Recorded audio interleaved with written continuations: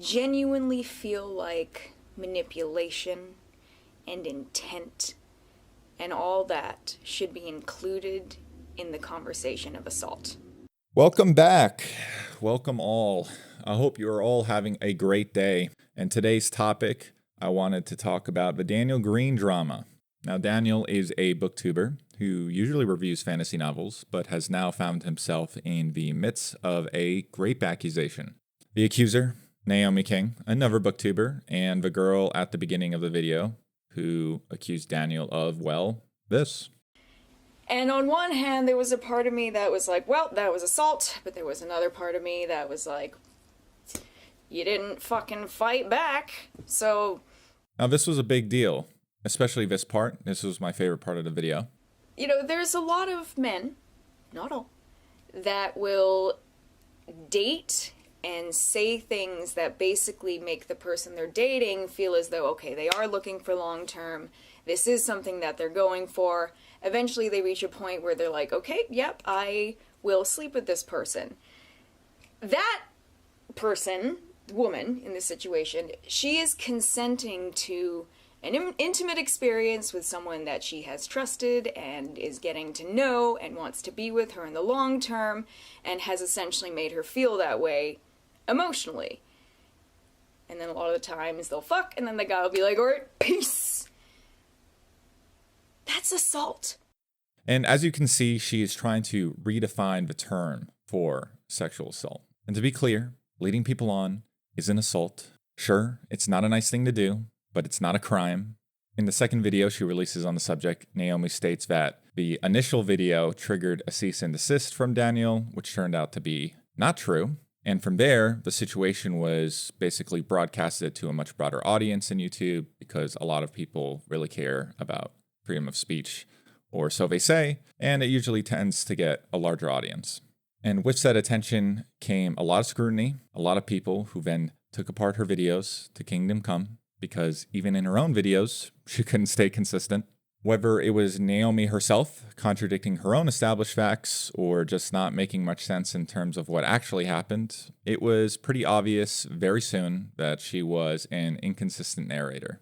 She has backtracked multiple times now, each video released, only adding to the confusion. And after 5 terribly acted videos, I'm not joking, in one she records herself reenacting the scene naked under the covers, we can finally come away from this disaster with these facts. Naomi lied about there being no consent. She lied about the two of them being just friends, that she has BPD, and that she will continue to down spiral since it seems she can't accept what she has done. With hindsight, we can finally look back at some of the things in these videos and truly realize how vindictive they really were. She consistently, behind this guise of telling the truth, belittled Daniel's partner, his fiancé. He said this, on loop until he came. Think about this every time I fuck my own girlfriend. And hot take, I just don't think she needed to put in any of this. And there's like a ton of these examples in 5 hours released by her. I just think it's safe to say that she has done her absolute best to frame this as to not just get back at Daniel, but to get back at his fiancé for some annoying reason. Which leads me to my conclusion of this whole thing, right? Naomi was never a friend who was taken advantage of while high, a story that has changed multiple times, by the way. In fact, she was actually a scorn lover who hated the fact that she wasn't his first choice, which is the only way any of this really makes sense. A lot of her actions just don't line up. If this isn't the case, none of this really makes sense. The crazy part is I'm only hitting the major points of the story. This whole situation has been picked apart with a fine-tooth comb, especially with the counter video made by Daniel, and it just goes to show you how easy it was for a whole story to blow up in flames. Like, I'm not kidding. In the first video, she showed a document with 88% of it blocked out. If that's not a red flag, I don't know what to tell you. The whole story has grown and grown and grown out of proportion, and it's clear that Naomi cannot keep up with it. What is even crazier is the people who bought it.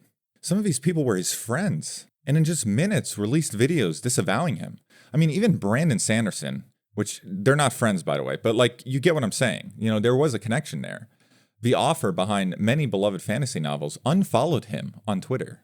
Though, to be fair, I think he probably would have unfollowed him anyway after the cheating got out, since he's very religious and believes in the whole sanctity of marriage. It's not me being judgmental. I just want it to be clear that I don't think it was this whole mess. I really do think that he probably would have unfollowed him anyway. Of course, Daniel isn't completely innocent. He's a gooner with a cheating fetish, but I think we can all agree that that is a far cry from grape. And for those who bought into Naomi's insanity, I mean, come on, we have to clap it up for you, because you look dumb as fuck releasing a retraction video like 4 days later. Jesus, you could have just shut up and waited, just wrote it out, and nothing would have happened. But now you all look stupid with these insane apology videos. But who knows? Maybe the sacred tattoo story was extremely compelling. He came all over my buttock, which is sacred, and was given to me for sexual healing because of things that I have been through in my past. And that's not to say that I don't want to be mad at Naomi, but she is so comically stupid that she actually thought that this was a seriously good idea. Case after case, she reenacts things. She puts like a performance of it all. She has really no shame. Now, I don't know how this is going to affect Daniel's career in the long run. In terms of YouTube, I think it'll be fine. But I'm curious to see how this will affect his book sales. I mean, even if the accusations were false, the cheating alone, going public, still has had his brand take a hit. But then again, it could also be positive, because I feel like there's a lot of people who feel bad for Daniel, which is fair. I think that is a valid case, and it's not completely unfounded. But I still think this whole situation is a net negative for him. Really, it's a story as old as time. Getting too close to the sun, you'll get burned. In Naomi's case, she released yet another video refuting her last apology video, while also highlighting a story of Daniel in college being a weirdo and making someone feel obligated to give him roadhead. I know, the sentence is crazy. I'm sure this won't be the last we hear from the bipolar Naomi King, so let's have a toast in her honor of her delusion. This was very entertaining, and I really appreciated Chud Logic and his stream while I was working and doing a lot of busy work. I was listening the whole time. I recommend watching his whole breakdown on YouTube. It's very fun, but also very long. So if you just want to watch a quick snippet of it, then I think Daniel Greene's rebuttal is good enough, right? With that said, I hope you have a great day and that you never have to date someone with bipolar.